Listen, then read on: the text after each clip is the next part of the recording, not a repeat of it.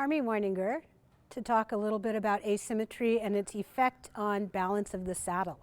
We are asymmetrical beings, and so are our horses, and often this combination of our asymmetries and theirs results in the saddle going off to one side.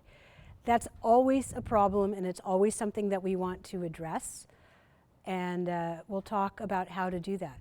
So an asymmetry, whether it's in the horse or the rider, that's significant enough to put the saddle off to one side needs to be corrected.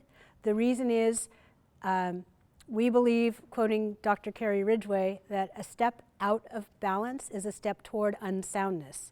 When you sit off to one side of the horse's body, both your body and theirs begin to compensate for the asymmetry by developing aberrant patterns. These are not healthy patterns, and they're not good for longevity of your horse's structural system. So, lecture aside, let's look at how do we identify an asymmetry and then fix it. Here are the things you'll need to get going. Your reactor panel saddle, saddle pad with pockets,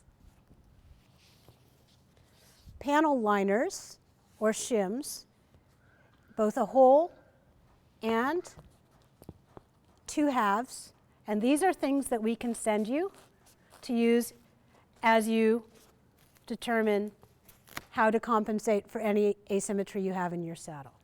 2 parts, and we're ready to go. So to begin this lab, we're going to walk behind the horse with the saddle ungirthed, and we're watching to see if the saddle's in the middle of the horse or if it's going off to one side. When the horse stops, we'll be able to see if the reactor panel logo is straight on the horse's back, or as you can see in this shot, it's off to the right. To address the asymmetry we've identified, which is resulting in the saddle going to the right, we are going to shim all 4 quadrants of the saddle one at a time and note the results.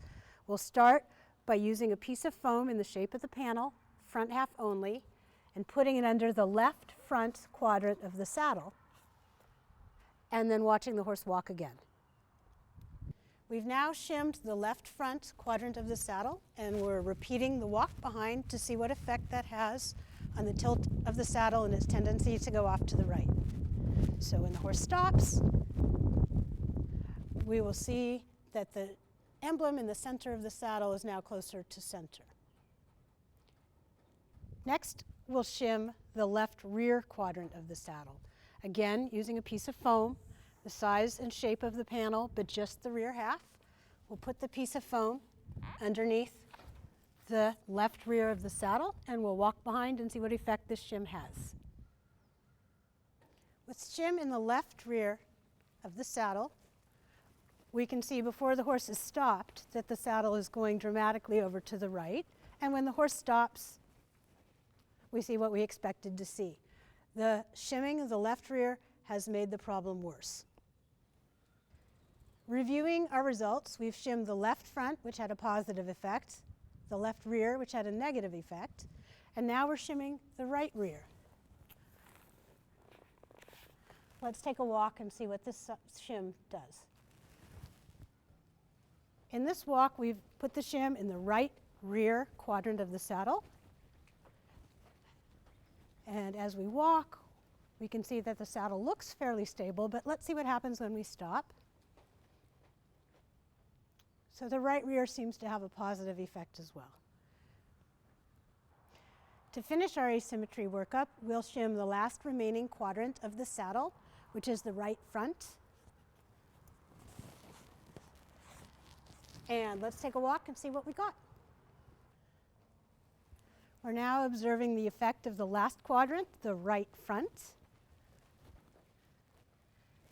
And it appears that it might be having the effect of pushing the saddle slightly off to the left. Let's stop and see. And the saddle looks just a little bit to the left. Now that we've done our workshop, we've determined that the left front and the right rear quadrants help to make the saddle stable and level. The left rear exacerbated the original problem, which was to send the saddle off to the right, and the right front seemed to send the saddle to the left and make it diagonally not as stable as we would like. So now that we've identified the two quadrants which do seem to help, we need to add the riding piece. The riding piece is quite important because we may have an additional effect on the balance of the saddle ourselves. So step one is to take your ReactorPanel saddle pad, take your shim, and to shim the left front, we put our shim into the pad and then the pad onto the saddle. And then you'll go for a riding test.